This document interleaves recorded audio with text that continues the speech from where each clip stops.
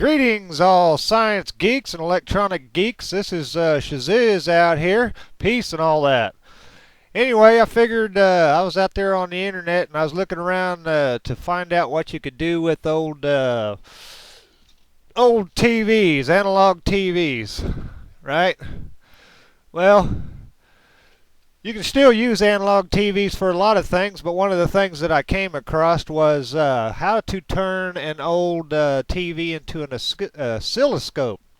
If anybody knows what an oscilloscope is, you use it to measure waves, wavelengths, and so on. There's all kinds of things you can do with an oscilloscope, but they're fairly expensive to buy. Anyway, as I was searching around trying to find a video on the how-tos of building an oscilloscope, I seen several videos out there that showed you the actual thing done, but none of them really went into great detail on how to actually do it. So, with that said, I built me an oscilloscope, and I'm going to show you how to do it, and then I will show you actually how it works. So with that said, let's get started.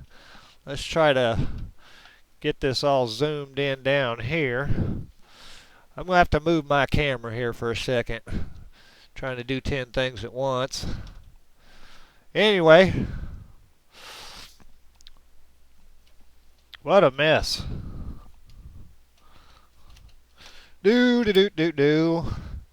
That's it. Watch Shaziz over here making a mess out of everything.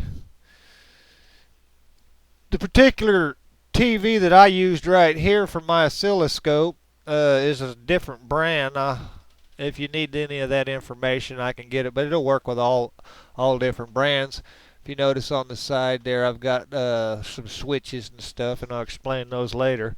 But anyway, the main thing that you need to figure out is when you get this thing open.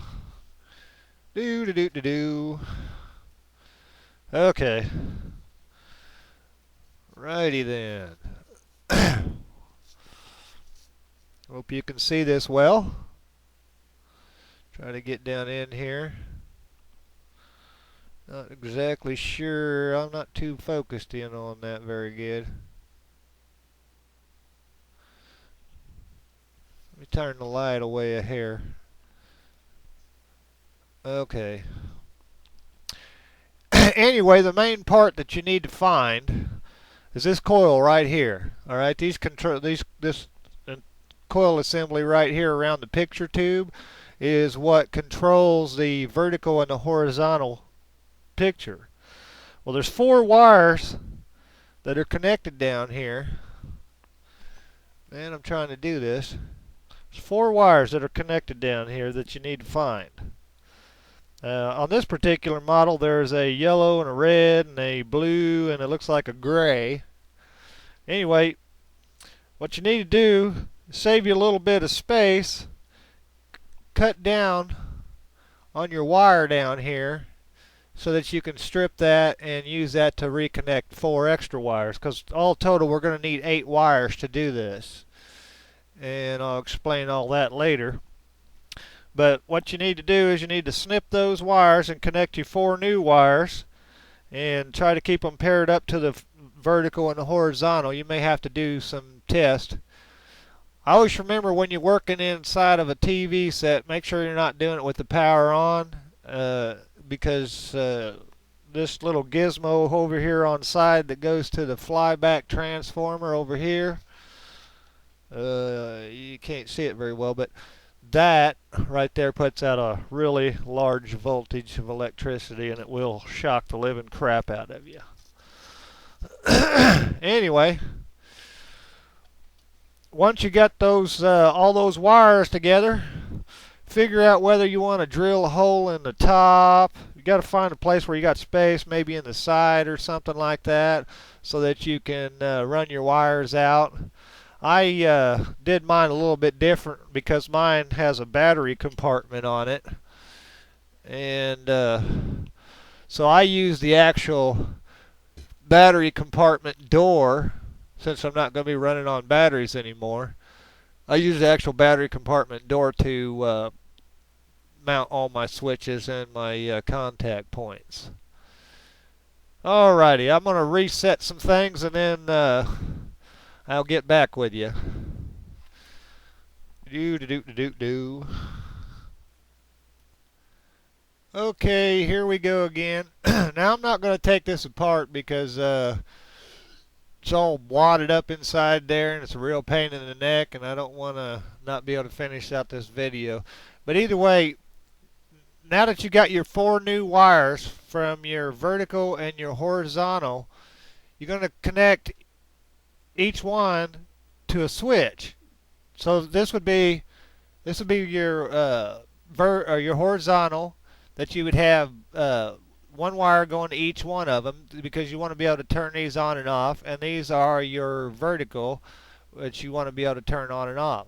So essentially you're going to separate the new wires that you've created from the old wires. And so if you got it all hooked up right, then whenever you flip all these switches on, then your TV should still function as it normally does. Now, if you can't figure this out, I can draw you a diagram of how to wire it up. It's really simple. Basically, all you're wanting to do is put a switch in between your new wires. Okay, you've got 4 new wires. You got the 4 wires, the 4 new wires that you connected to the coil, and so you're going to take those 4 wires and you're going to connect the horizontal, one on that and one on that, and your vertical, one on that and one on that. Then you're going to make a jumper wire from each one of these up to your switches up here. So all your new wires are going to be connected together. The only purpose for your switches will be to separate the old power from what you're trying to do next here. Like I said, if you can't figure this out I'm not very good at how-to videos, but if you can't figure it out, just email me and I will draw you up a diagram and show you exactly how to wire it. It's really simple. Basically, you're just wanting to break the circuit. So if you see this right here, if I flip my both my vertical off, yeah, I could actually do it with one. I end up with well, you can't see that very good. It's not. It's kind of bright. Let me see if I can turn it. Okay. Dad, blast it.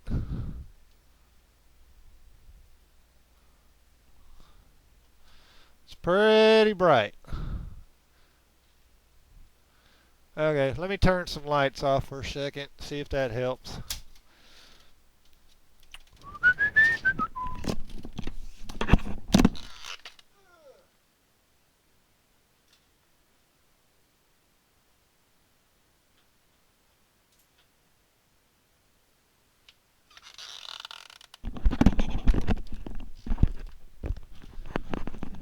Well, that did absolutely no good whatsoever. Let me try to turn down the brightness and see if that'll make a difference. Arrgh.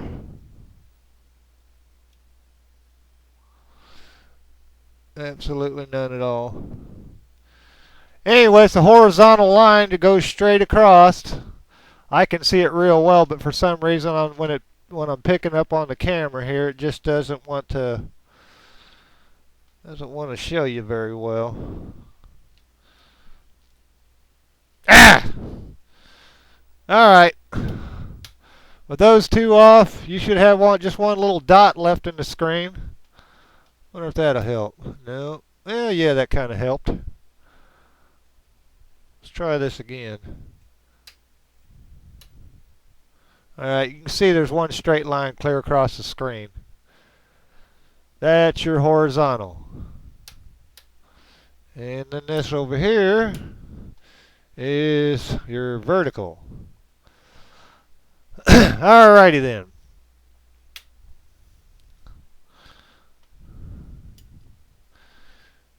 Make sure that when you connect up your speaker wires or whatever it is you're going to be testing through your leads over here, that you have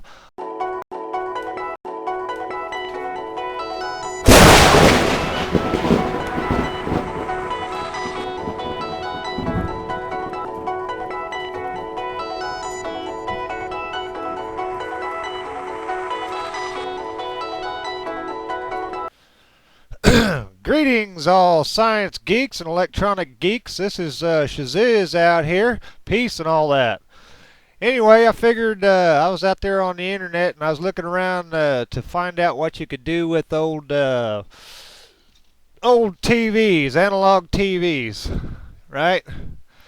Well, you can still use analog TVs for a lot of things, but one of the things that I came across was how to turn an old TV into an oscilloscope. If anybody knows what an oscilloscope is, you use it to measure waves, wavelengths, and so on. There's all kinds of things you can do with an oscilloscope, but they're fairly expensive to buy.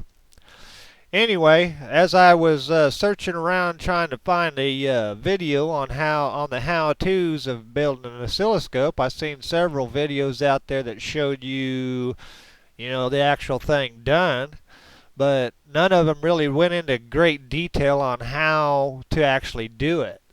So, with that said, I built me an oscilloscope, and I'm going to show you how to do it, and then I will show you actually how it works. So with that said, let's get started. Let's try to get this all zoomed in down here. I'm gonna have to move my camera here for a second, trying to do 10 things at once. Anyway, what a mess. Do. That's it. Watch Shaziz over here making a mess out of everything. The particular TV that I used right here for my oscilloscope is a different brand. If you need any of that information, I can get it, but it'll work with all different brands. If you notice on the side there, I've got some switches and stuff, and I'll explain those later. But anyway, the main thing that you need to figure out is when you get this thing open. Okay.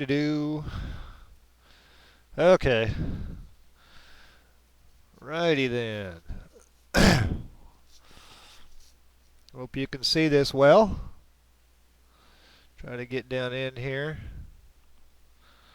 Not exactly sure. I'm not too focused in on that very good.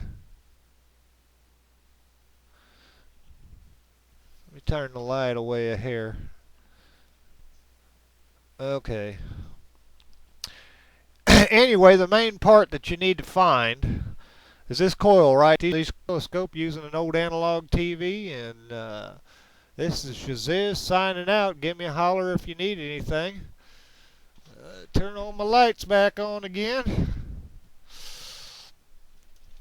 And there I am. Woohoo! Alright, this is Shaziz signing out. If you need any help with this homemade oscilloscope, I'll send you some diagrams. Apologize for not taking this one apart, but I've been having all kinds of trouble with it. You got to be real careful while you're inside there, because you can create shorts, loose little parts that will mess things up. So work like a surgeon whenever you're in there. Always make sure the power's off, and don't shock the crap out of yourself.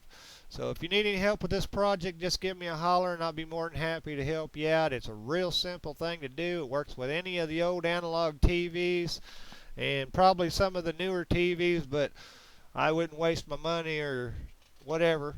You can get all these old little bitty TVs like $1 or $2 at garage sales, flea markets, and so basically what I've got wrapped up in this project minus the switches, because I bought like 50 of these switches for $5 at a sale, and I only got a couple bucks wrapped up in this whole process. And anyway, have fun with this. Peace, everybody.